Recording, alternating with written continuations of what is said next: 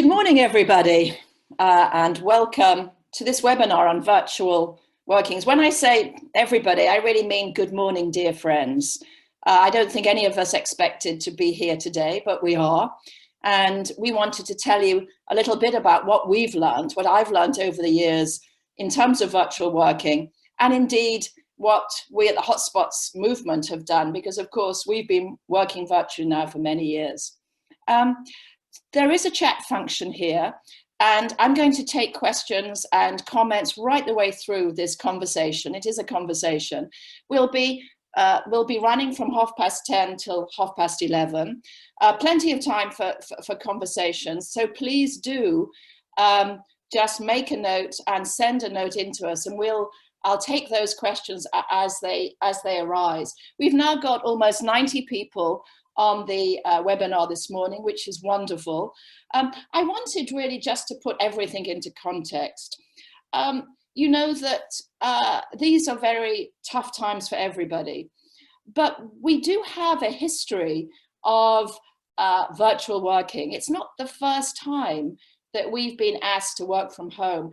And in this webinar today, I want to tell you something about the waves of virtual working we've seen historically, but really more importantly, talk about what we've learned from that and what it tells us about our current situation. I also want to say something about what we at the Hotspots movement are doing right now that might be of interest to you. So let's start. Okay. Let's start with our very first poll. Where are you working now? Where are you working now? You could be working in your office and all sorts of different places. Could you tell us right now where you're working? Where are you working right now? We'll take a look at that poll now.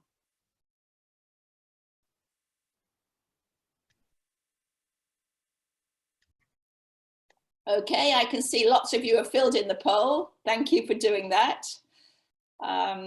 We're almost up to 70 people, 73. Anyone, any more? Oh, there we are, 76 people. We've now got almost 100 people on the webinar.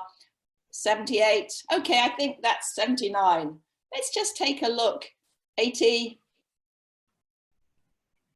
Okay, so the question we're asking is, where are you working now? Okay, David, let's take a look at the results. We've got over 80 people telling us where you are working now. So David, if we can share that screen, where are you working now?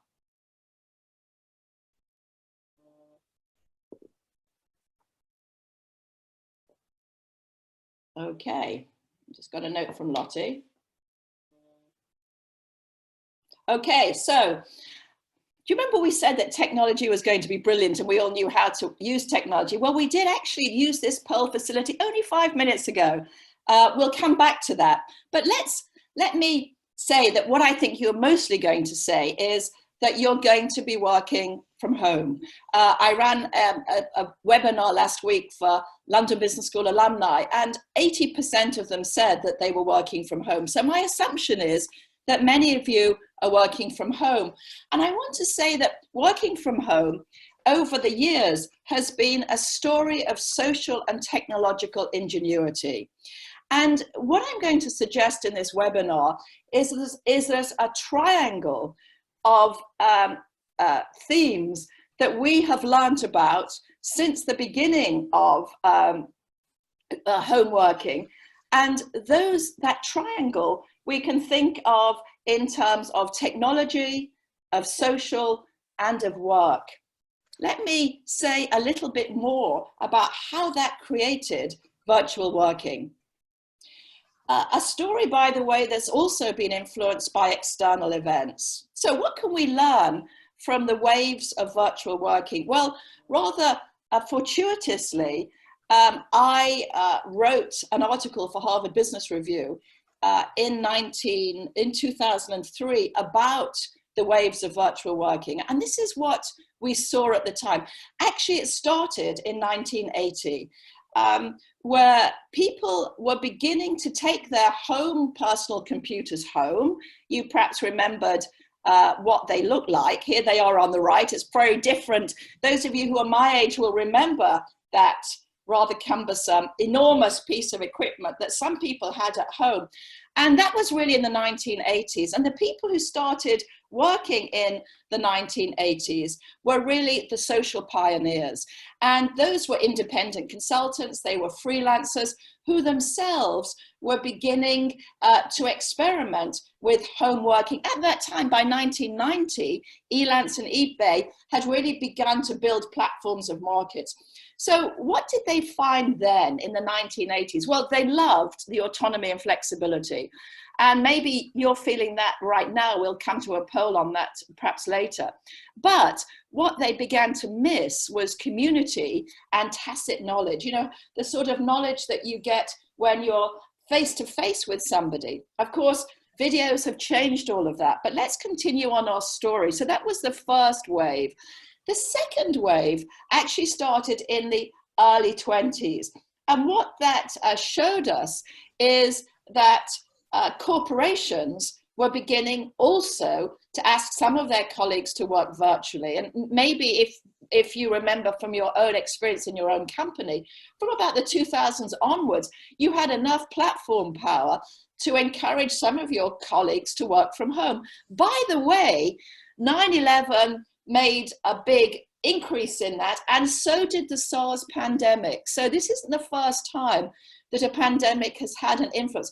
My view, and some of you know, I'm a member of the World Economic Forum Council on this topic of work and education. We met yesterday, had a webinar with a number of CEOs around the world, and the general view is that this will also accelerate the speed of virtual working. So when we think about what we're preparing for, we're not just preparing for the next month, we're also preparing for what happens after, the post-pandemic world. Well, what did we learn from those, that second wave in the 2000s?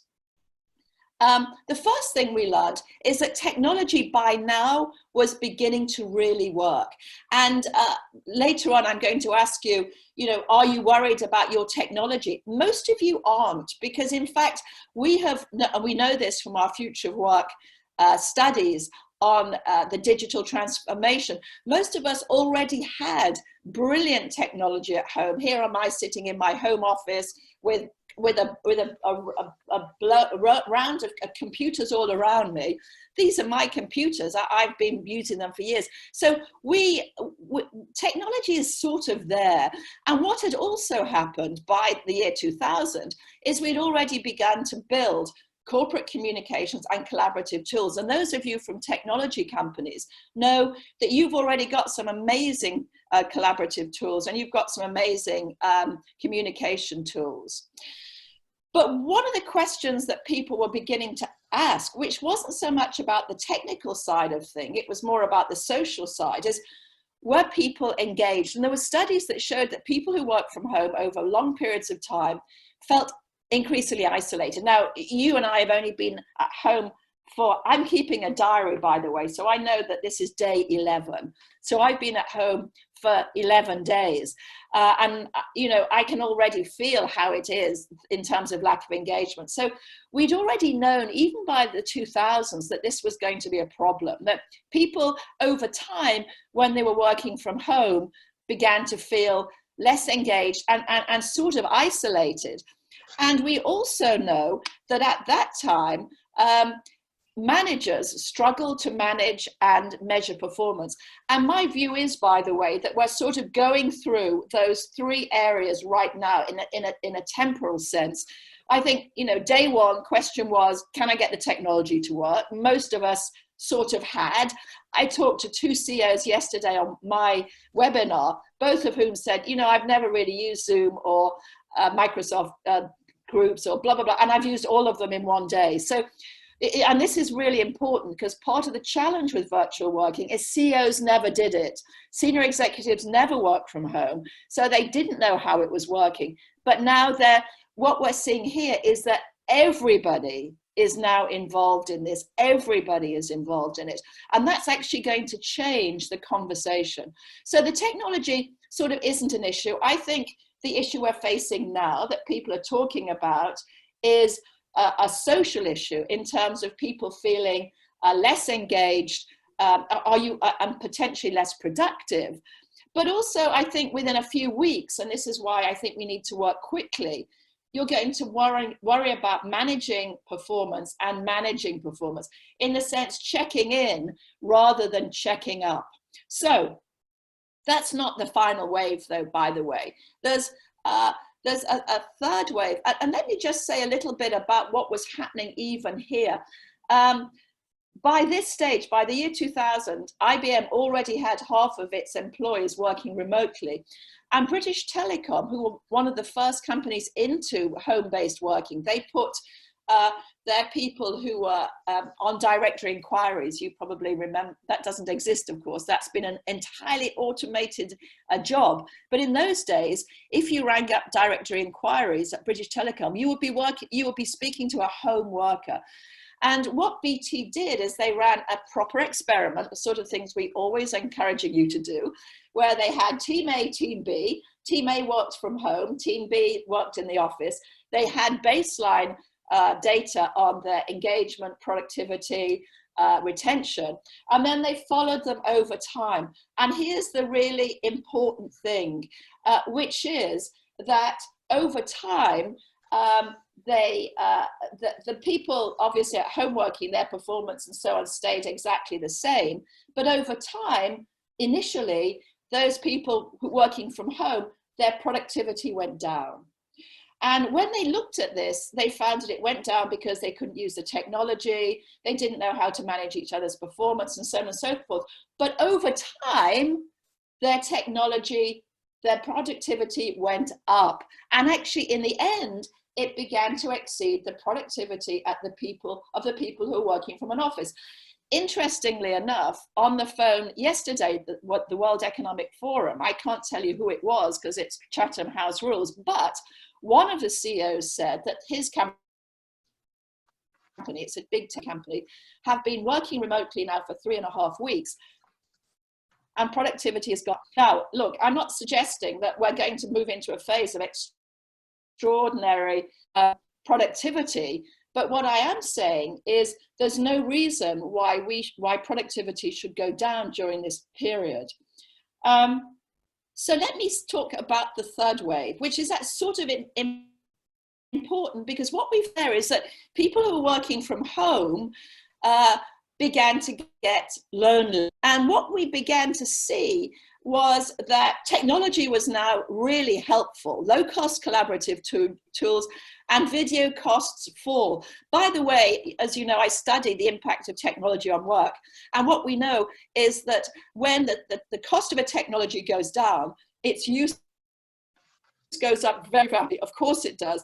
And part of the reason we're now using all this video conferencing is the cost is so low. Remember that that's only a recent point.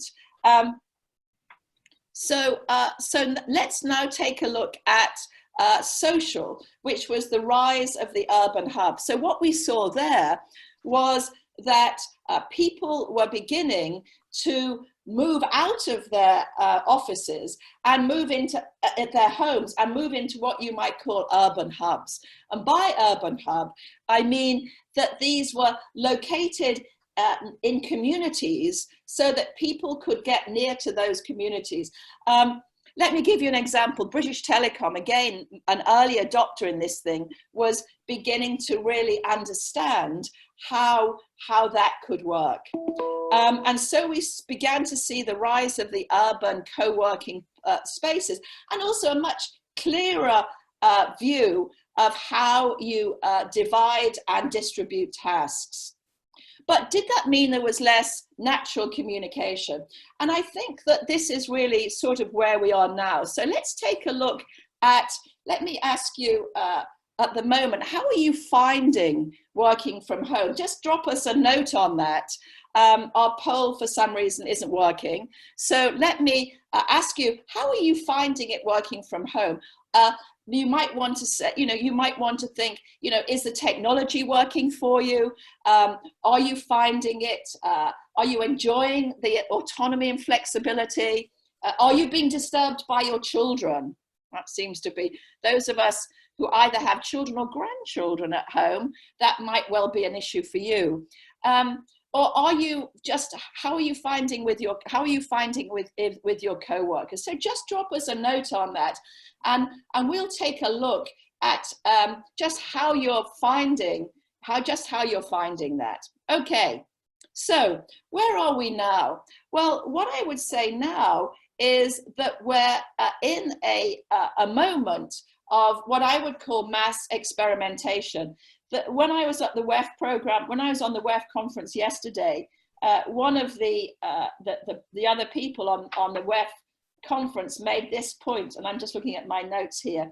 He said that this is a time of extraordinary experimentation, and we need to learn from these experiments. And by the way, this is something that's very, very important to us at the Hotspots movement, that at HSM, we're very keen that we don't lose the learnings from this mass experimentation. That's why we have a whole set of ideas, which we'll share with you later, about how we might work as a community to make sure that we really learn from the many, many experiments that are taking place at the moment. So for example, experiments in using corporate platforms. Many of you have got great corporate platforms. How are you using them? We'd love to hear more about that. Many-to-many conversations. At the Hotspots movement, we love our jams. We love, and many of you have been on those. So could we use those many-to-many conversations as a way of really bringing people together with regard to how they're feeling socially isolated at the moment? And we actually have we are working right now with a couple of companies who have very large many-to-many conversations going on. And I'll say a little bit more about that later. I think that the second is really the mass experimentation around the social aspects. I said there's a triangle with virtual working, technology, social and work. In terms of the social, we are obviously, we hope will not become work as normal. Isolation is a real challenge right now. Videos are going to make a real difference, but nevertheless, we need to really think about that. And thirdly, in this period of mass experimentation, we're also going to really start thinking about the division and distribution of tasks. Please do ask questions. Do tell us questions that you may have. So here's David. Hi, David. We know David. Hello, David. From Audit Scotland. How can we stay connected, he's asking, with the wider business outside my immediate team?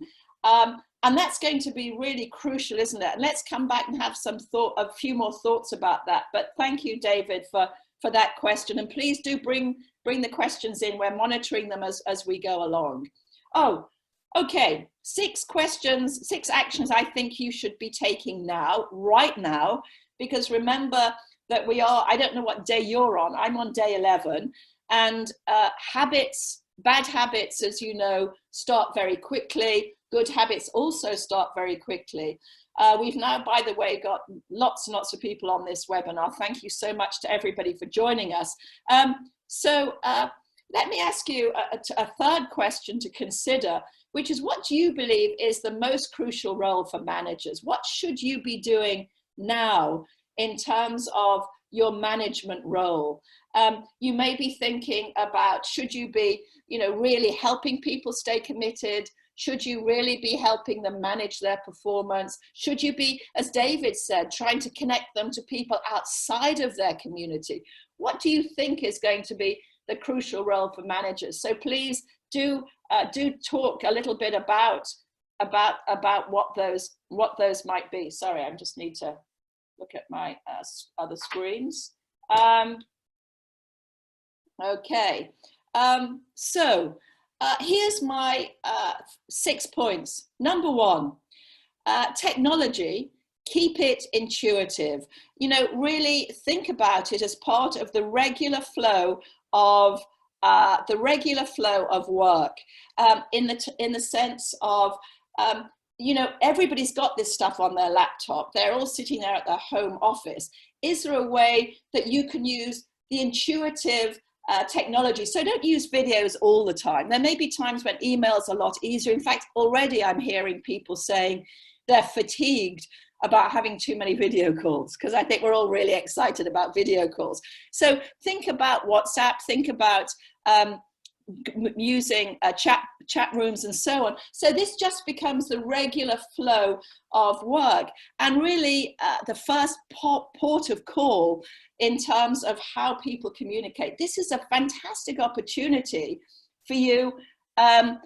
This is a really fantastic opportunity for you to really work through some of the technologies, the virtual technologies that you can use. Might I ask my team, my own team, please, to move on to email rather than WhatsApp, because I'm seeing a lot of WhatsApp. So this is just a note to my hotspots team. Could you move your internal conversations to email, please? Thank you.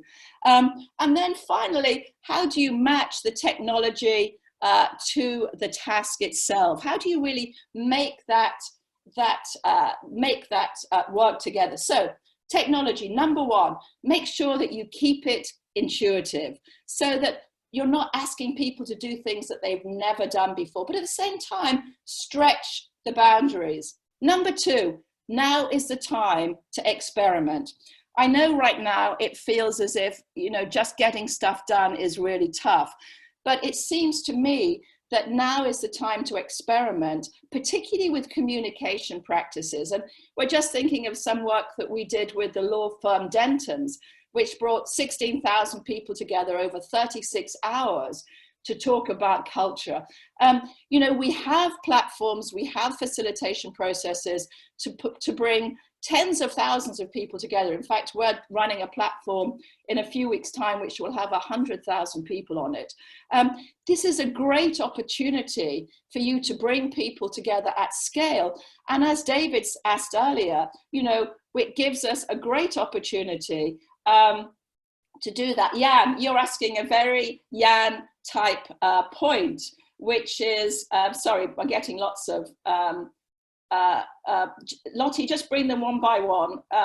So Lottie is sending me all these wonderful questions. Jan, you had one a moment ago, which I've now lost, but maybe Lottie will send it up again, which is, but this is now a question from Bani from LSEG, which is, does virtual work impact home life positively or negatively?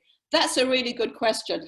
Let's move on to talk about that, Yanni. So thank you for, here's the issue on that. And this is Jan's question on serendipity. I think both of you are asking questions about the workspace. Now, there's been quite a lot of research on freelancers. So people years back have gone into freelancers' homes to work out how did they make it work for them. And what we found were 4 different things that freelancers did in their home workspace. And my number 3 action for you, therefore, would be, as much as possible, to really use your home space in a sense of making it a place that's protected from distractions and helps you avoid feeling rootless. By that I mean that there are, if people can find a place where they're not distracted, and if you can help them to do that in a company, that would be amazing. And you need to do that as quickly as possible to help everybody work through how do they find a place where they're not distracted. Secondly, we found that freelancers worked best when they had easy access to tools. So here I am sitting on my desk, and I've got arrayed around me all of my computers and tools and so on. That's really important, that they feel as if they're at a desk. Here I am dressed at a desk with all my tools around me. And also, thirdly, home workspaces work best when it's dedicated to work and people leave it when work is complete. And so it's not, because I think as Jans, a number of you have said, is how do we work out this home life impact? One of the things that people are already saying to me is, you know, work never seems to end now, because here I have a desk at home and I feel as if I need to be on the webinar or on a video all the time. It's absolutely crucial that we encourage people to have normal working hours, and that you don't use this as an opportunity to ask people to work around the clock. So for example, in our group, we have a 9 to 6 policy or an 8 to 6 policy, and then we don't encourage people to work after that time. So I would be very keen to suggest to your people that you as managers need to build boundaries around that. So let's make sure that in terms of action 3, we get the social aspects right in terms of reimagining the workspace. And finally, in terms of action 3, it's idiosyncratic. I mean, we've always said that we have to understand every employee. And just do that. Please, of course, drop all your stereotypes about older people not being able to use technology. You know how I feel on that. There's no evidence of it. Everybody can use technology, and it's a brilliant opportunity for people to learn how to use technology. You know, you've been trying to push your digital learning for ages, your digital learning strategy for ages. This is again, can I ask my team to move off WhatsApp, please? Thank you. And really sort of think about that. Let me just take a look at some of the other questions that are coming through in terms of this. So, okay, how do you, Cora's asking, how do you manage culture? I think that we have to manage culture in the ways that we've always done it. And this really, I think, is our action number 4. Culture happens because of everyday activities, what we decide to do every day of the week, every minute of the day, every hour of the day. So we as leaders, we know that culture really is a role modeling. So we have to role model how we behave, how we share, how we trust. I'm going to move on to that in a moment. But really, you need to think about your own behavior. I know in my case with Hotspots movement, I've moved in to spend a great deal more time with my team than I would normally. And I know a number of you as managers are feeling fatigued by that. We're talking to quite a lot of managers who are saying they're finding it exhausting to be on all these webinars and so on. So I don't think that this is going to last as it stands. I don't think that we're going to be able to keep this work rate up in terms of videos, but it's a good start. So what I would encourage you to do, and I'm actually doing it myself. In fact, here's you can see it. I have a diary, which I keep every day. And that just reminds me of what I've done, but also gives me a sense of how this thing is progressing. Well, on day 11, we have to, I think, prepare for a couple of months of this, 3 months probably. And so we'll have to manage the ebb and flow of energy. And I want to talk a little bit more about that later on in the webinar, because it seems to me that that's going to be a really important part of all of this. I think, you know, Joyce has asked a really important question. Does this, what about blue collar workers? Interestingly, initial data from one of the companies that I looked at this week showed that 84% of the workforce are already working from home. But of course, there's a lot of people out there who aren't working from home, who are frontline workers. My son, for example, is a doctor in A&E right now. He's certainly on the front line, but looking out of my window, I can see people cleaning my bins. I can see train workers. And I think for some of you, that's a very important part of your workforce, and how you help them both in terms of their their life and their livelihood. You know, this is a word that I've heard a few times in the last few days, their life and their livelihood. That's going to be a very important question as the days progress. So how do you make it human? Here's two thoughts on that. The first is, you know, high fidelity communications. Video is absolutely great.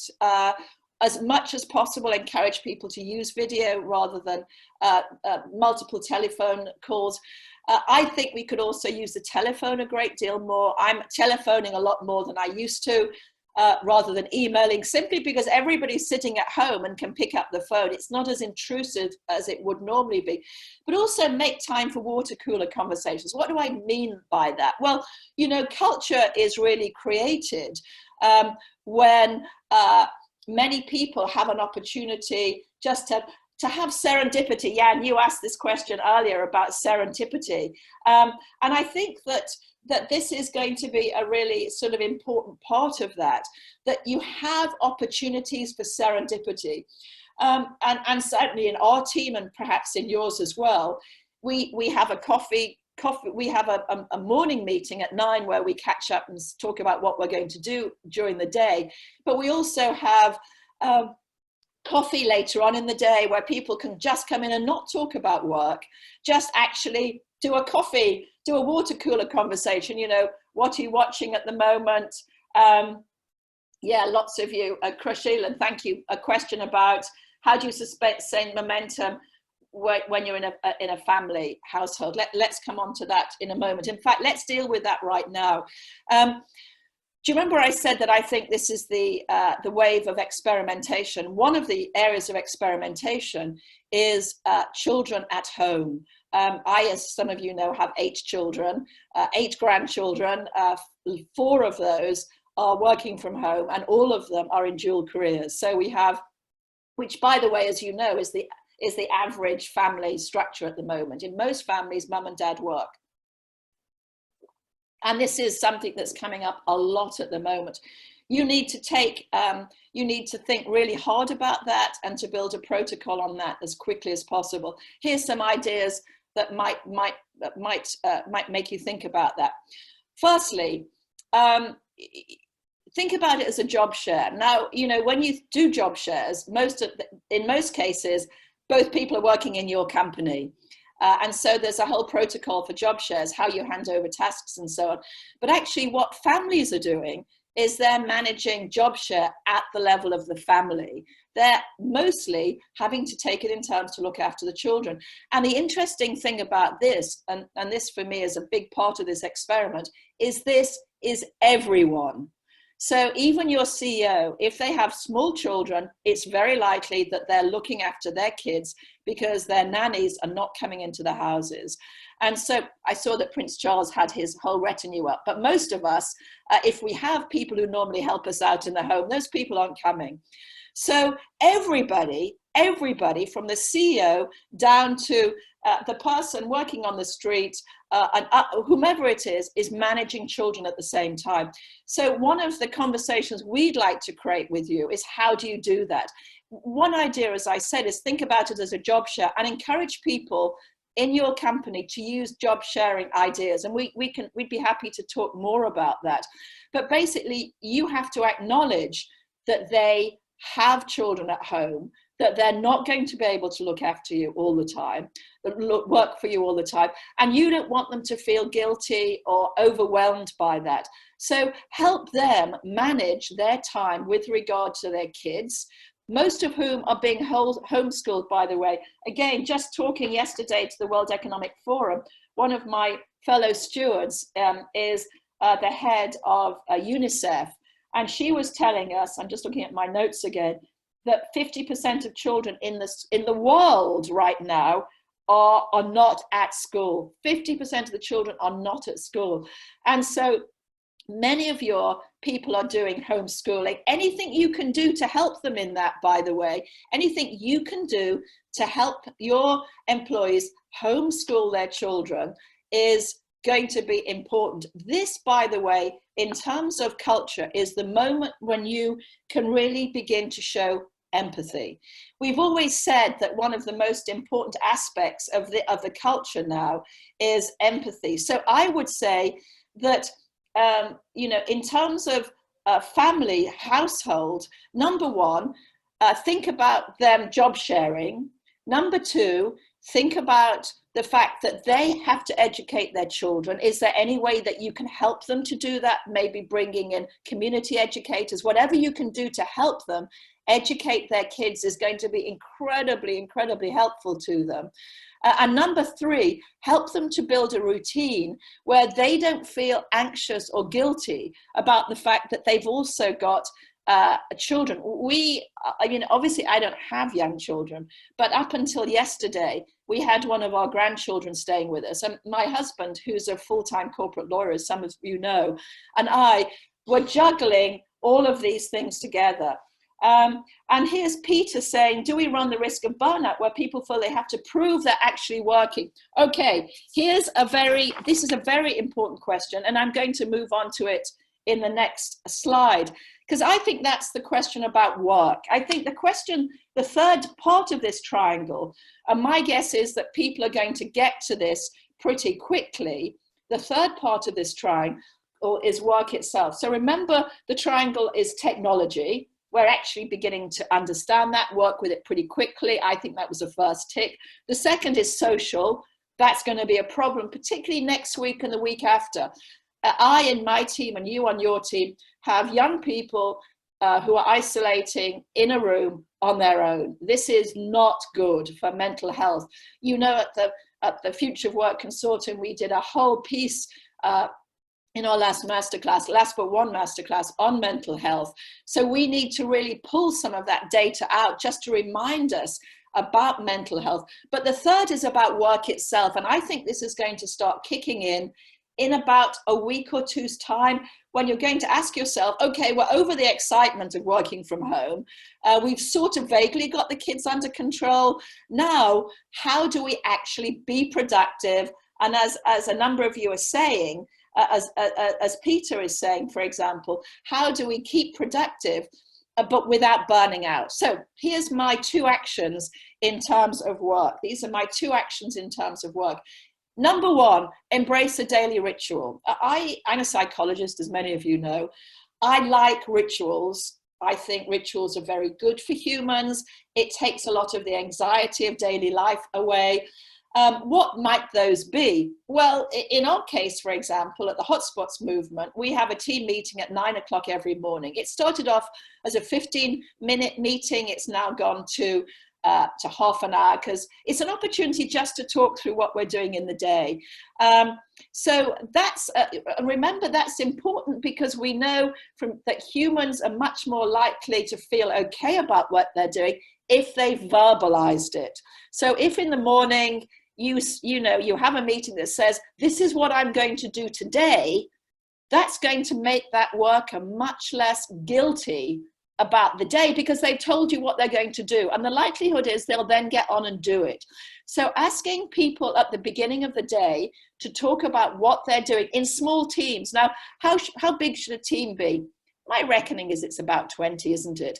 You know, for these checking in meetings, I wouldn't have them more than 20. So if you've got groups that are bigger than 20, then break them down into manageable sizes that would work into. It's very important to have them virtually. So don't try and run these check-ins with groups of 100. That's far too many. Make them smaller. It's a good opportunity, actually, for you to give some of your people an opportunity to really step up here in terms of what they can do. So a number of you are asking, how can we help employees with mental well-being? Let's just talk about this in this work area as well. The second, in terms of daily rituals, is doing all the things you always did with running virtual teams. And those of you who haven't, please ask us about that. We know we've studied a great deal about managing virtual teams, but kickoffs are really important, onboarding's really important, milestones are really important. So what you're sort of doing here is managing the day-to-day, which would be check-in, team check-ins, only 20 people every day. How are you going? One thing we do in our group, which is great, is top tips for the day, which could be fun things like, you know, which is what's the Netflix that you've watched that's the greatest? What's the app for staying fit that you've most enjoyed? So those are sort of more social things. And then also run your projects as you've always done. So have two of those things running simultaneously.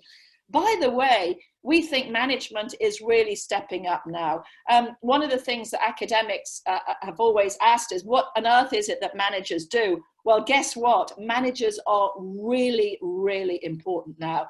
And you need to build those teams of about 20 people and put somebody in there to manage them, particularly around their mental health. So make sure that somebody is responsible for thinking about mental health and doing everything they can.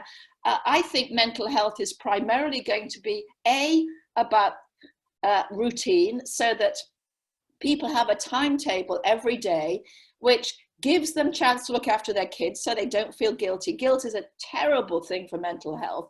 Secondly, that in terms of social isolation, they have an opportunity to meet with a small group, no more than 20 people on a daily basis, to hang out with them, you know, to have these team meetings, to have, you know, coffees, whatever it is, so that you're balancing the social with the work.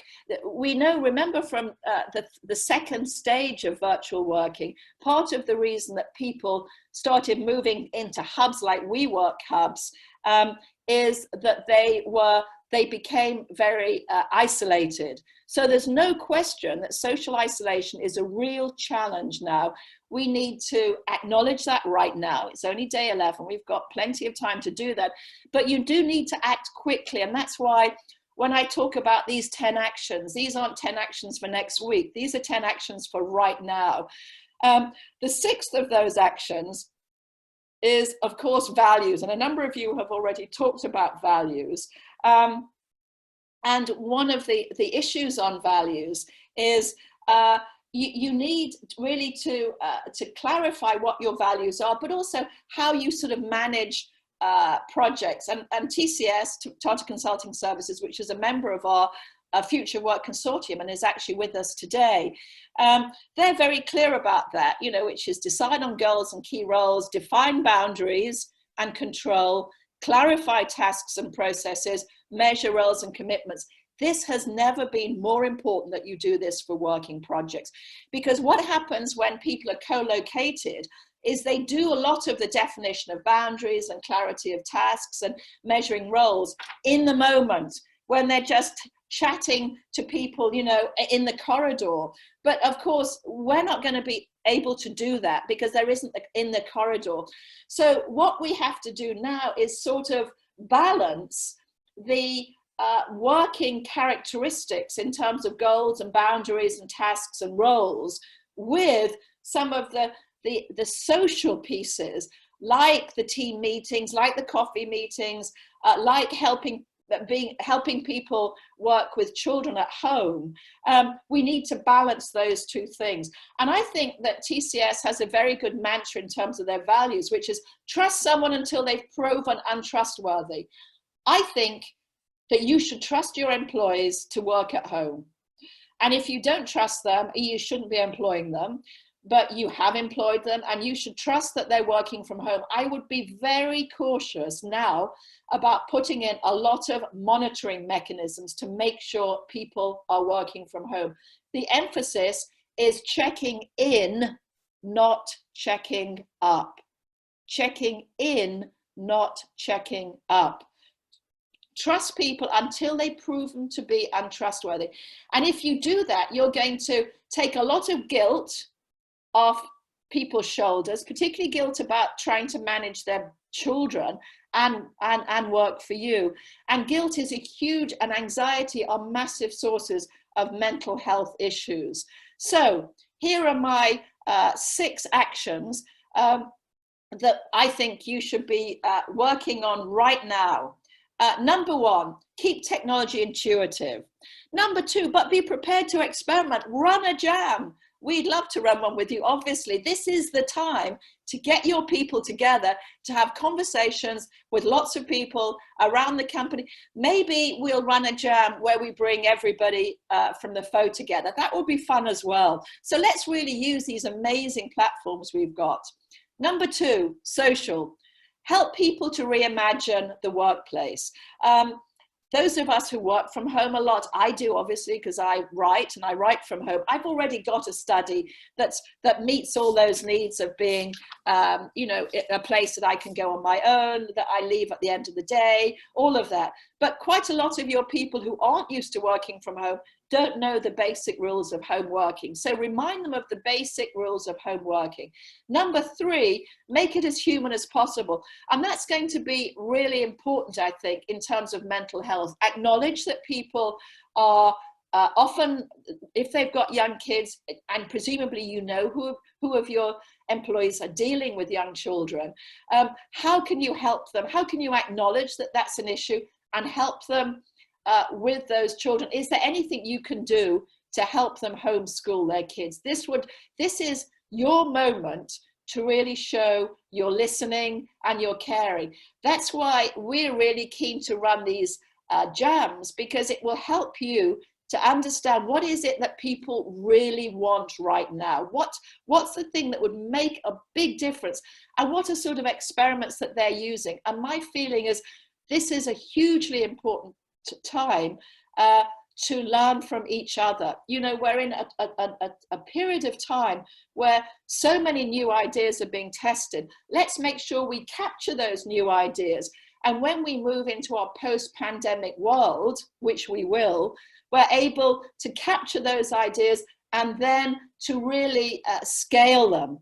So think about this period also as an opportunity to capture experiments and then to scale experiments. Number 5, embrace a daily ritual. This is going to be absolutely crucial in terms of really giving people a structure. You know, humans like structures. That's one of the reasons they come into the office, because offices are very structured places. You go in, you do stuff, you have a break, you go out. They need that same sort of structure. And if without structure, people are going to start having mental health issues. And finally, focus on values. And I like the TCS values, trust people until they proven to be untrustworthy. So let me just say a little bit more about what we're doing right now. So we've given you a load of actions. What actions are we taking here at the Hotspots movement to support you as members of the Future of Work consortium, or indeed as friends of ours who we would very much like to have as part of our community? Let me give you 3 ideas of work that we're doing right now. Number 1, we have started a program, and we're going to show you that in a moment in case anybody else would like to join that, where we bring this is with a global insurance company, we're bringing 10% of the workforce together virtually. The whole program, which started pre-pandemic, is completely virtual, to help them think about the future of work, to help them think about where they are now in terms of the technology, the social and the work. We have diagnostics to do that. We have mechanisms for them to hack solutions to get this better and to get practical action steps. So that's something we've have designed for a global insurance company, but we're going to make that available to those of you who are members of our community. So I'm going to say a little bit more about that. Secondly, we think this is a great opportunity for you to do some crowdsourcing in terms of the challenges and issues that you face. We've got one of the global tech companies we're working with right now, and they, within the next 2 weeks, are going to be running a crowdsource that brings together people from 46 countries to have a many-to-many conversation about the way they support themselves and the engagement of employees and the values that they need to be really focusing on. If you say today you want to do that, this is something you could have up and running in a couple of weeks' time. So remember that you also need now to be thinking about 3 weeks' time. I think that this idea of what you do every single week is very, very important. And the more that you can show people that you have a plan, the more they're going to feel, you know, the better they're going to feel about themselves, and the better they're going to feel about your capacity to manage, because they're now looking to you to manage them, to help them, to support them, to be empathic with their issues. And finally, we're working with one of the professional service firms to actually support them in designing virtual working across 60 companies, to leverage the work that we've been doing at HSM on virtual working, our own IP around that, and then really to put these 6 actions these 6 ideas into action. So, you know, please feel that we're here to help you. And within our Future of Work consortium members, we're also very keen to build a community, an online community to share ideas. And we'll be reaching out to you about that in the next few days. So let me just finish by saying that we right now have a really wonderful program of supporting you over the next 3 weeks. We're going to send you in the next couple of hours an overview of the 6 actions that we spoke about, and also tell you a little bit more about this whole area of virtual working. So please see this as the beginning of a conversation about the future, and not to see it as the end of a conversation. So we're now almost up. Our time is almost up. Thank you to everybody for being on this webinar. As I said, we're here to support you. This is our job. We know about the future of work. The future of work is now here. Anything we can do to help, just drop us a note. We'll send you in the next couple of hours an overview of the areas that we've talked about today, including some of the particular programs that you could join right now that would help you over the next few weeks. So on behalf of all of us at the Future of Work, thank you so much for joining this webinar on day 11. Thank you very much.